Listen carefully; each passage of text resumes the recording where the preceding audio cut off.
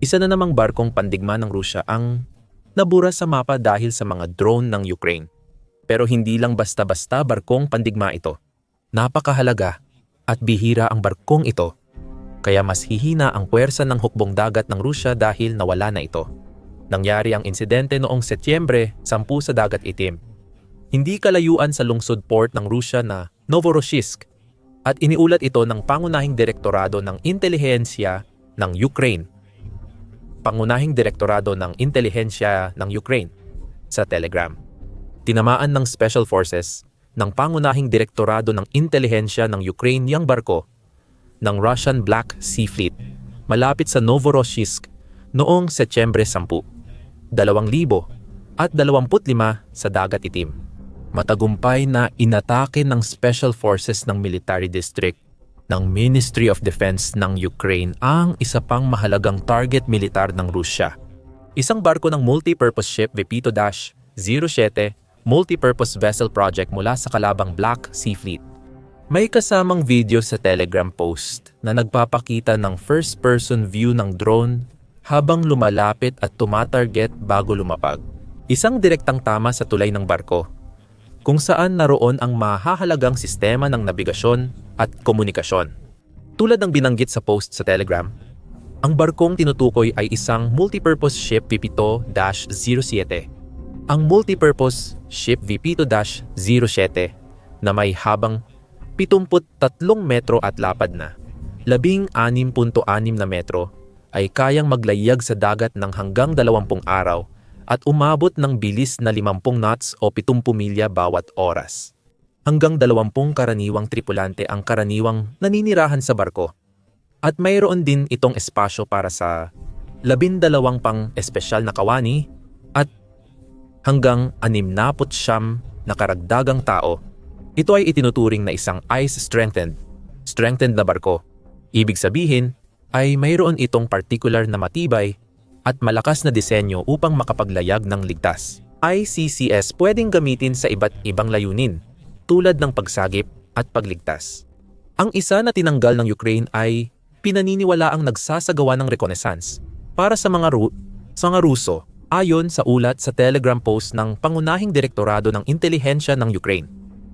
Ang barko ng multi-purpose ship Vipito-07 na proyekto ay may kasamang diving complexes, remote-controlled na mga kagamitan, side-scan sonar, at mga RER na kagamitan. Pwede itong gamitin sa pagsisiyasat sa ilalim ng dagat at may lakas na 4 megawatts. Habang inaatake ng pangunahing direktorado ng intelihensiya ng Ukraine Special Forces, ang barko ng kalaban ay nagsasagawa ng electronic reconnaissance at nagpapatrolya malapit sa Novorossiysk Bay, kung saan inirehistro ng mananakop ang natitirang Black Sea Fleet nila. Tumutukoy ito sa kamakailang paglipat ng Russia ng karamihan sa kanilang Black Sea Fleet sa mas ligtas na lugar gaya ng Novorossiysk, sa halip na sa loob ng Crimean Peninsula. Sunod-sunod na matagumpay na inatake ng Ukraine ang mga target sa Crimea kamakailan. Sinira ang radar, bunker sa paliparan, at iba pa na unti-unting nagpapahina sa posisyon ng Russia. Mas pinaiting ng sandatahang lakas ng Ukraine ang pagtutok sa puwersang pandagat ng Russia. Sa nakaraang 12 buwan nagdulot sila ng matitinding tama sa iba't ibang klaseng barko. Ito ang pinakabagong halimbawa ng ganitong pag-atake. Lalo pang mahalaga dahil sa dalawang dahilan. Bawat multipurpose ship Vipito-07 multipurpose vessel ay nagkakahalaga ng halos $60 milyon, ngunit napinsala ito ng Ukraine gamit lang ang mas murang drone. Ito mismo ang nangyayari ng madalas sa iba pang mga pag-atake ng Ukraine. Gumagamit sila ng mga mura at simpleng armas para magdulot ng milyon-milyon o minsan bilyong dolyar na pinsala sa mga target ng Russia. Nakakakuha sila ng malaking resulta sa bawat gastos nila. At mahalaga iyon dahil sa maraming paraan, tungkol din sa pera ang digmaan. Sobrang mahal ng digmaan. Kailangan bayaran ang sundalo, sanayin, bigyan ng armas, bala, sasakyan, at iba pang gamit. Malinaw na dokumentado sa puntong ito na ang Rusya, lalo na, ay gumastos ng napakalaking halaga ng pera sa buong panahon ng digmaan. Taon-taon nilang tinaasan ang depensa budget at gumastos ng malaki sa armas at kampanyang pagre-recruit. Sagot din ng Kremlin ang gastos sa sirang mamahaling kagamitan dulot ng pag-atake ng Ukraine.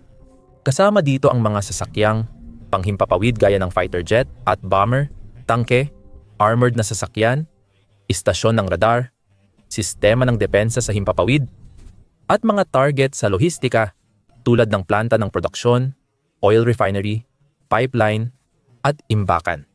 Mas lumaki ang gastos at totoong mahal ang binabayaran ng Russia. Bagsak ang ekonomiya. Lumiit ang pambansang pondo. Nahirapan ang mga bangko at lalong naghirap ang pamumuhay ng mga tao dahil sa mataas na interes at mahal na presyo ng mga pangunahing pangangailangan. Nahihirapan silang mabuhay. Sa Kremlin, sina Putin at Federal Security Service ay nagsasagawa ng kakaibang paglilinis na itinuturing ng marami bilang desperadong hakbang para mabawi ang yaman sa sapilitang pagkuha ng ari-arian ng ilang general, ministro at oligarko na isinakripisyo at ginawang panakipbutas. Kaya kapag may mga pag-atake na tulad nito, hindi lang ito basta maliit na insidente sa radar ng Kremlin. Isa na namang malaking problema ito. Isa pang napakalaking bayarin na kailangang harapin. Isa pang mamahaling kagamitang militar na nabura sa mesa ng taktika. At isa pang puwang sa harapan na kailangang punan ng iba pang bagay. Kahit na hindi tuluyang nasira ang barko, maaaring umabot pa rin ng milyon-milyon ang gastos sa pagkukumpuni nito at maaaring tumagal ng ilang buwan ang proseso, kung hindi man mas matagal pa. Noong panahong iyon, hindi magagamit ng Rusya ang barkong ito at hindi nila mapapakinabangan ang mga benepisyo nito. Hindi sana ito problema kung marami pang multi-purpose ship VP2-07 na barko ang Rusya na pwedeng ipalit, pero wala sila nito. Ayon sa mga bukas na rehistro, mayroon lamang silang humigit kumulang 5 ganitong barko at isa pa raw ang kasalukuyang ginagawa. Iyan ang isa pang malaking dahilan kung bakit mahalaga ang pag-ataking ito. Ayon sa ulat, ang Kremlin ay mayroon lamang kakaunti at limitadong bilang ng mga ganitong barko. Batay sa mga rehistro, may 5 ganitong barko ang Russia at may balitang isa pa ang ginagawa. Umatake ang mga dalubhasa ng pangunahing direktorado ng intelihensya ng Ukraine ng Ministrya ng Depensa ng Ukraina gamit ang Ukrainian-made combat drone sa control bridge. Dito matatagpuan ang kagamitan ng barko para sa nabigasyon at komunikasyon. Bilang resulta ng pag-atake, nasira ang RER equipment ng barko ng kalaban at hindi na ito magagamit dahil kailangan ng mamahaling pagkukumpuni. Dahil 5 lang ang ganitong mga barko at isa na ang nawasak at malamang ay matatagalan sa shipyard habang inaayos ito ng mga repair crew. Malaking tinamaan ang kakayahan ng Russia sa reconnaissance, salvage, at pagsabotahe sa Black Sea. Dahil dito, mas mahihirapan ang Kremlin at magbubukas ito ng ilang oportunidad para sa Ukraine. Nabawasan ang depensa ng Black Sea, kaya maaaring sulitin ng hukbo ng Kiev ang pagkakataon, maglunsad ng dagdag na pag-atake sa paligid ng Novorossiysk at pabagsakin pa ang ibang barko ng Black Sea Fleet sa mga darating na araw at linggo. Walang duda na kaya itong gawin ng Kiev dahil napatunayan na nito sa maraming pagkakataon nitong mga nakaraang linggo at buwan na mayroon itong kakayahan at kaalaman para umatake ng mabilis at epektibo. Hindi lang sa mga target sa lupa ng Russia, kundi pati na rin sa mga yaman ng hukbong dagat nito. Sa pagtatapos ng Agosto, halimbawa, nagawa ng Ukraine ang isang record-breaking na pag-atake sa isa pang barkong pandigma ng Russia. Noong Agosto 28, ginamit ng puwersang pangdepensa ng Ukraine ang long-range first-person view drone para tamaan ang Russian Buyan M corvette sa dagat Azov. Mahigit 200 at 17 milya ang layo ng barko mula sa pinagmulan ng drone, na nagpapakita ng husay ng Ukraine sa paggamit ng drone sa digmaan. Kaya na nilang gawin ang ganitong pag-atake na tila imposibleng mangyari 1 o 2 taon lang ang nakalipas. Ang barkong Ruso ay may dalang kalibre cruise missiles na madalas gamitin ng Kremlin sa kanilang paulit-ulit na pambobomba sa mga bayan at lungsod sa buong Ukraine. Ito ay nakadaong malapit sa Temeruk Bay ngunit agad na napabagsak dahil sa sipag ng pangunahing direktorado ng intelihensya ng Ukraine na nakipagtulungan sa Ukrainian Special Operations Forces. Sama-sama, isinagawa ng 2 grupong ito ang 2 yugto ng pag-atake sa Project 2100 63. Isang Buyan M missile warship. Una, winasak ng isang unit ang radar system ng barko na kinabibilangan ng MEP. 2,300 at 12 navigation radar at 526 M1, positive M1 phased array radar na ginagamit para matukoy ang anumang paparating na banta o target ng kalaban sa lugar. Sa isang iglap, mula sa pagkakaroon ng makabagong radar complex na nag-i-inspeksyon sa paligid nito, naging bulag ang barkong Buyan. Walang paraan ang mga tripulante ng barko para malaman kung may paparating pang drone o misil na pwedeng magdulot ng dagdag na pinsala. Lubos silang nakaasa sa sandatahang lakas ng Ukranya na hindi rin nasa maayos na kalagayan. Pumasok ito sa ikalawang yugto ng pag-atake, kung saan nagpalipad ng mas maraming drone ang mga espesyal na puwersa para magdulot ng maximum na pinsala sa barko. Ipinakita sa Facebook video ang totoong pag-atake at gumawa ang Defense Intelligence ng Ukranya ng detalyadong ulat na kasama ang video. Tinamaan ang kalibre tagadala. Hinabol ng mga sundalo ng pangunahing direktorado ng intelihensiya ng Ukraine ang isang barkong pandigma ng Buyan M project sa dagat ng Azov.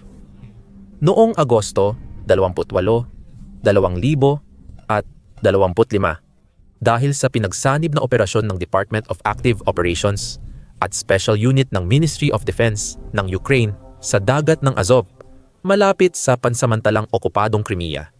Tinamaan ang maliit na barkong pandigma ng Russia na Project 2,000, 163 Buyan M na may kalibre cruise missiles. Sinira ng Special Unit pangunahing direktorado ng intelihensya ng Ukraine ng Ministry of Defense ng Ukraine na ghost ang radar ng barko gamit ang aerial drone strike. At ang mga espesyal na puwersa ng Department of Active Operations ng pangunahing direktorado ng intelihensiya ng Ukraine ng Ministry of Defense ng Ukraine ay umatake sa gilid ng calibre carrier. Bilang resulta ng mga pag-atake, ang barkong pandigma ng Russia na nasa lugar ng posibleng paglulunsad ng kalibre missiles sa Temerutskaya Bay ay nasira at napilitang umalis sa combat duty area. Patuloy ang armadong labanan. Ang nasabing barko ay isang medyo kahanga-hangang kagamitan. Bawat isa ay may sukat na 200 at 40 talampakan ng haba. May displacement na humigit kumulang 900 at 50 tonelada at pinakamabilis na bilis na 25 knots o mga 29 milya bawat oras. Kayang manatili ng Buyan M sa dagat ng 15 araw, kaya higit 2 linggo silang malayo sa pantalan bago mag-refuel at resupply. Mayroon silang pinakamalaking saklaw na 1,000 at 500 nautical miles. Pagdating sa mga arming, dala nila ang nabanggit na caliber class na mga missile na maaaring umabot ng hanggang 8 sa bawat barko sa anumang oras. Pati na rin ang IGLA, ISA-M Surface-to-Air Missiles, SAMS. Dagdag pa ang isang A170, 100 M na kanyon 2 Avtomat Kalashnikova, 630 M na anti-aircraft na baril at ilang mga machine gun din. Ibig sabihin, kaya nilang maglunsad ng long-range missile strikes sa maraming target at ipagtanggol ang sarili laban sa pag-atake mula sa himpapawid, lupa o dagat. Mayroong dos-dosen ng mga crew na sakay upang magamit ng husto ang maraming armas na nasa kanilang kontrol. Bukod pa dyan, ang Buyan MS ay may malalakas na radar, mga sistema ng komunikasyon, mga gamit sa nabigasyon, at iba pang teknolohiya. Wala sa mga iyon ang nakapigil sa mga drone ng Ukraine, kaya napilitan ang barko na mabilis at desperadong umatras. Ang pag-ataking ito ay maraming pagkakahawig sa kamakailang pag-atake sa barkong multipurpose ship VP2-07. Pareho itong kamangha-manghang pagpapakita ng kakayahan ng Ukraine sa drone warfare at nag-iwan ng mahahalaga at bihirang barko sa matinding pagkasira. Dahil, katulad ng multipurpose ship VP2-07, ang Buyan M ay hindi ginawa sa malaking bilang. Sa katunayan, 15 lang na Buyan-class corvette ang nagawa. At 12 lang dito ang kabilang sa Buyan M na kategorya. Kaya, kapag nawalan ng kahit isa sa mga barkong yon ang Russia, mahalaga yon. Pinahihina nito ang kakayahan ng bansa sa dagat at mas pinapahirap para sa Kremlin na maglunsad ng mga cruise missile laban sa Ukraine. Sa madaling salita, Nakakaligtas ito ng buhay at nakakapigil ng malawakang pagkasira sa Kiev at ibang bayan at lungsod. Isa pang matagumpay na pag-atake ng Ukraine sa Black Sea ang naiulat noong Setyembre 5 na muling kinasasangkutan ng pangunahing direktorado ng intelihensya na naglabas ng video na nagpapakita ng isang special operations raid na nagresulta sa pagkasira ng ilang kagamitang militar ng Russia, mga tauhan, at isa pang barkong pandagat. Sa pagkakataong ito ay isang patrol boat. Ang pag-atake ay talagang nangyari noong Agosto. Kasama rito ang maraming drone teams mula sa Departamento ng Aktibong Operasyon na gumamit ng first-person view drones at strike UAVs laban sa mga target ng Russia. Parehong sa tubig at sa kahabaan ng baybayin. Nag-post ang pangunahing direktorado ng intelihensya ng Ukraine sa Telegram ng detalyadong ulat sa mga pangyayari. Nasira ang bangka, radar, at mga mananakop ng kalaban. Mga detalye ng operasyon ng Special Forces ng pangunahing direktorado ng intelihensiya ng Ukraine sa Black Sea. Eksklusibong kuha ng operasyon sa Black Sea ng Department of Active Operations ng pangunahing direktorado ng intelihensya ng Ukraine ng Ministry of Defense ng Ukraine na naganap noong Agosto 2025. Ang mga crew ng Special Forces ng Military Intelligence ay pumalaot at matagumpay na inatake ang mga target ng Russian Occupation Army. Sa raid gamit first-person view at combat drones, winasak ng pangunahing direktorado ng intelihensya ng Ukraine Warriors ang Bill 680 na bangka ng kalaban. Radar Harpoon B Electronic Warfare System Grosser. Sinunog ng mga bihasa sa aktibong operasyon ang 4 na antena feeder device ng kalaban at nagdulot ng kaswalti sa mga tauhan ng mananakop na Ruso. Ang Bill 680 ay isang matibay at inflatable na bangka na orihinal na dinisenyo para sa hukbong dagat ng Rusya. Kayang magsakay ng 12 sundalo kada biyahe depende sa ayos at maraming gamit ito para sa amphibious landings, pagpapatrolya sa baybayin at suporta sa lohistika ng malalaking barko. Hindi naman ito itinuturing na mataas ang halaga tulad ng Buyan M o Multi-Purpose Ship Vipito-07, pero bawat barkong masira ay panalo pa rin para sa Ukraine at talo para sa Russia. Ang Harpoon B radar system ay long-range surface search at targeting system na kaya ring makadetect ng mababang lipad na banta sa himpapawid. Kaya nitong labanan ang iba't ibang electronic warfare countermeasures at magbigay ng mahalagang intel gamit ang passive at active radar channels para sa Russian missile launch system. Dahil dito, mas madaling tamaan ng Kremlin ang mga target ng Ukraine at magdulot ng malaking pinsala. Ang ikatlong target ay ang Groza Electronic Warfare System. Isa ito sa mga pinakakaraniwang electronic warfare na kagamitan sa arsenal ng Russia, na karaniwang ginagamit para matukoy at ma-jam ang mga drone ng Ukraine. Kaya nitong putulin ang gabay at kontrol na koneksyon ng drone na epektibong pinuputol ang ugnayan sa pagitan ng drone at ng operator nito. Kaya kadalasang naiiwan at bumabagsak na lang ang drone sa lupa imbes na tamaan ng target. Nagpadala ang Russia ng Groza Electronic Warfare Systems sa mga pangunahing harapan para protektahan ang tropa, trinsera at kagamitan. Madalas mangyari ang ganitong mga pag-atake. Noong Setyembre 1, halimbawa, muling lumabas ang mga ulat mula sa pangunahing direktorado ng intelihensya ng Ukraine na nagsasabing nagkaroon ng matagumpay na pag-atake sa Gvardiski Military Air Base sa sinakop na Crimea. Sumulat ang pangunahing direktorado ng intelihensya ng Ukraine sa Telegram. 2 Mi-8 at isang barko ng kalaban. Patuloy na inaatake ng mga mandirigma ng pangunahing direktorado ng intelihensya ng Ukraine ang mga pasilidad militar ng mga mananakop sa Crimea. Isa pang resulta ng sistematikong operasyon ng unit ng espesyal na puwersa ng pangunahing direktorado ng intelihensya ng Ukraine ng Ministry ng Depensa ng Ukranya sa teritoryo ng pansamantalang sinasakop na Crimea. Magagandang drone ang ginamit para atakihin ang airbase ng mga mananakop na Ruso sa Gvardiski, malapit sa Simferopol. 2 Mi-8 helicopter ng kalaban ay matagumpay na natamaan.